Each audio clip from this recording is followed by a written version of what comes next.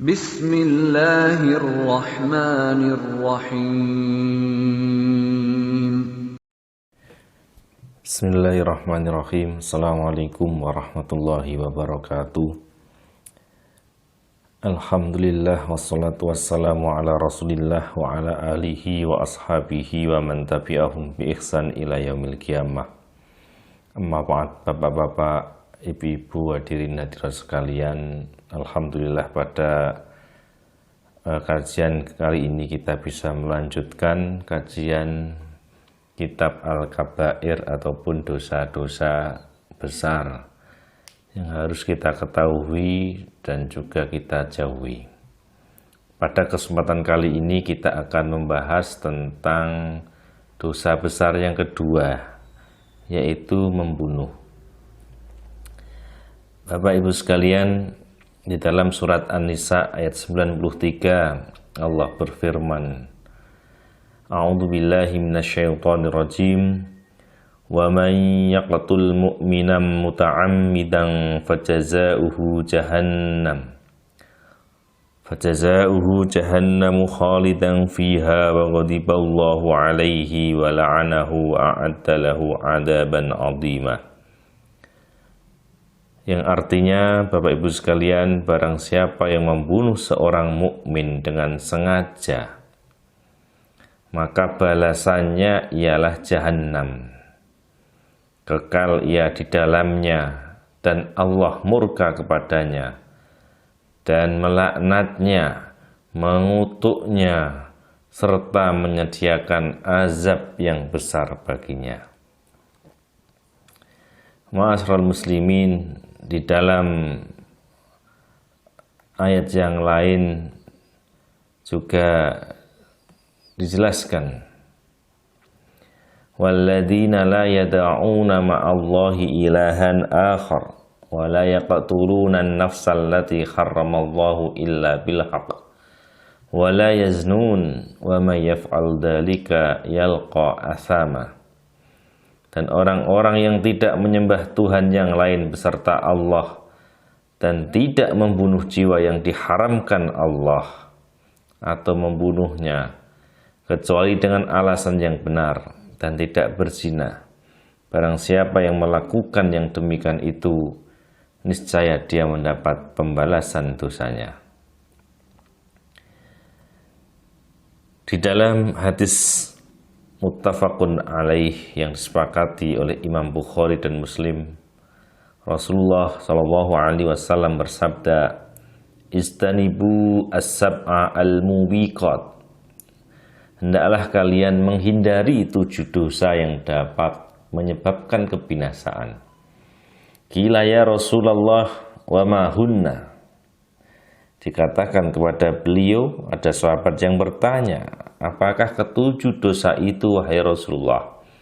Qala, maka beliau menjawab, asyirku, yaitu menyekutukan Allah, wasihru, sihir, wa qatlun nafsil lati harramallahu illa bil haqq, membunuh jiwa yang diharamkan oleh Allah untuk dibunuh kecuali dengan hak, wa aklu malil yatimi, memakan harta anak yatim, wa aklur riba, memakan riba, wa tawalli yaumaz zahfi, lari dari medan perang, wa qatful muhsinatil ghafilatil mu'minati, menuduh wanita mukminah baik-baik berbuat zina. Inilah ayat dan hadis yang menjelaskan tentang membunuh yang merupakan dosa besar di dalam Islam. Bapak Ibu hadirin sekalian, di dalam hadis yang lain disebutkan juga An Ibni Mas'udin radhiyallahu anhu qala, dari Ibnu Mas'ud, semoga Allah meridhoinya, qala, dia berkata, Sa'altu Rasulullah sallallahu alaihi wasallam, aku bertanya kepada Rasulullah sallallahu alaihi wasallam, ayyud dzanbi a'dham, qala an taj'ala lillahi niddan wa huwa khalaqaka. Qultu thumma ayyu? Qala thumma an taqtula waladaka khasyata an ya'kula ma'aka. Qultu thumma ayyu? Qala thumma an tuzani halilata jarika. Muttafaqun alaih. Abdullah bin Mas'ud berkata, aku bertanya kepada Rasulullah SAW, dosa apakah yang paling besar? Beliau menjawab, engkau menyekutukan Allah, padahal Dia yang telah menciptakanmu. Kemudian aku bertanya lagi, kemudian dosa apa lagi? Beliau SAW menjawab, engkau membunuh anakmu karena takut ia makan bersamamu. Aku bertanya lagi, kemudian dosa apa lagi? Beliau SAW menjawab, engkau berzina dengan istri tetanggamu. Hadis Bukhari dan Muslim. Ma'asyiral muslimin, sidang kajian online Masjid Muhajirin, membunuh orang mukmin ini merupakan dosa besar. Pelakunya akan mendapatkan setidaknya 5 ancaman dari Allah Subhanahu wa taala berdasarkan hadis dan ayat yang sudah kita bacakan tadi. Yang pertama adalah disiksa di neraka jahanam. Seseorang yang membunuh orang lain tanpa alasan yang dibenarkan, maka jika dia tidak bertaubat sebelum matinya, maka akan disiksa di neraka jahanam. Kemudian yang kedua, ancaman dari Allah bagi pelaku dosa besar membunuh adalah khulud ataupun kekal di dalam neraka jahanam. Kemudian yang ketiga adalah Allah murka kepadanya. Kemudian yang keempat adalah Allah melaknatnya, mengutuknya atau menjauhkannya dari rahmat Allah Subhanahu wa taala. Kemudian yang kelima adalah Allah menyediakan azab yang besar bagi pelakunya. Ma'asyiral muslimin, Bapak Ibu sekalian, di dalam hadis At-Tabrani disebutkan juga, An Abi Bakrah radhiyallahu anhu anin Nabi sallallahu alaihi wasallam qala, "Lau anna ahlas samai wa ahlal ardi istama'u ala qatli muslimin laqabbahumullahu jami'an ala wujuhim finnar." Dari Abu Bakrah radhiyallahu anhu, dari Nabi sallallahu alaihi wasallam, beliau bersabda, seandainya penduduk langit dan penduduk bumi berkumpul membunuh seorang muslim, sungguh Allah akan menjerumuskan mereka semua di atas wajah mereka di dalam neraka. Hadis riwayat Tabrani sahih li ghairi. Ma'asyiral muslimin, Bapak dan Ibu sekalian, dari penjelasan Al-Quran dan ayat-ayat tadi kita bisa memahami bahwa Allah melindungi, Allah menjaga nyawa seseorang. Tidak boleh seseorang menghilangkan nyawa orang lain tanpa alasan yang benar. Tidak boleh seseorang meremehkan nyawa orang lain, menghilangkan nyawa orang lain.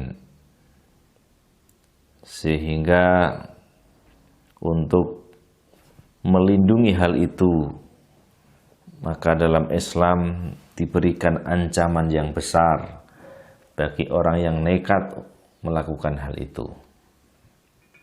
Kecuali jika pembunuhan itu adalah pembunuhan yang benar atau pembunuhan dengan alasan yang hak, alasan yang benar.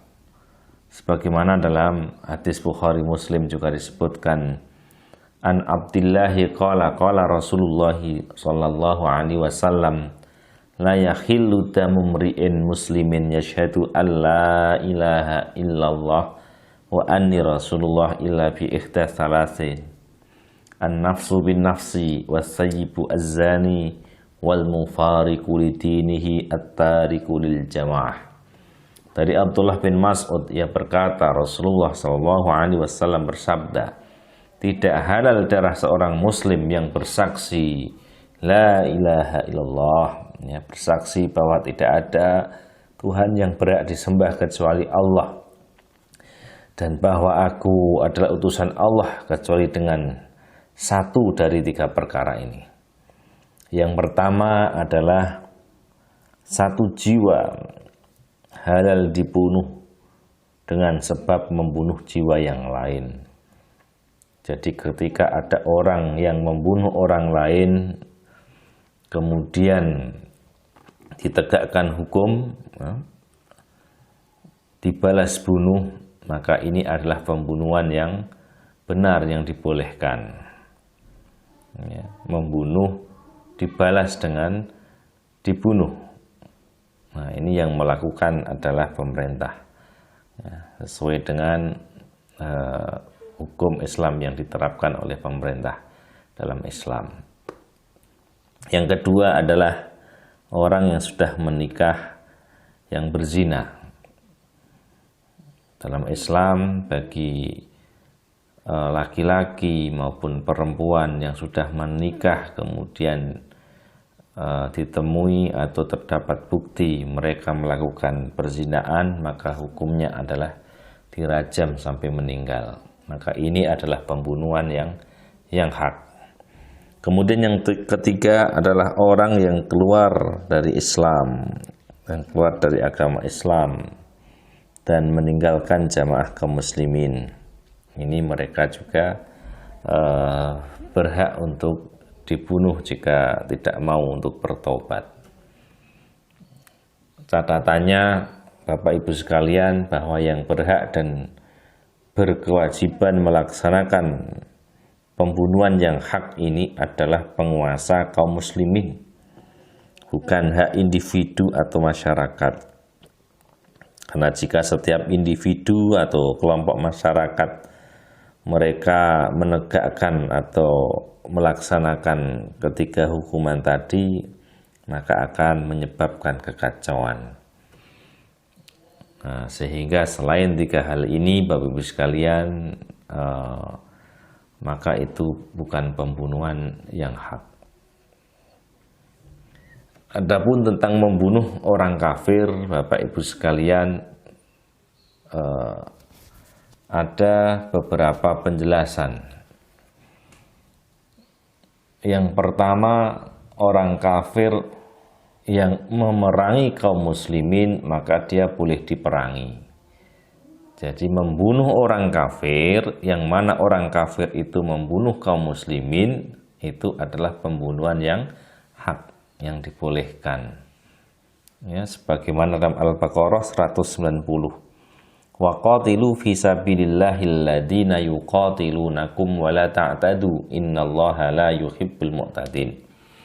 Dan perangilah di jalan Allah orang-orang yang memerangi kamu, tetapi janganlah kamu melampaui batas, karena sesungguhnya Allah tidak menyukai orang-orang yang melampaui batas. Yang kedua, orang kafir yang tidak memerangi kaum muslimin, mereka itu dilarang untuk dibunuh.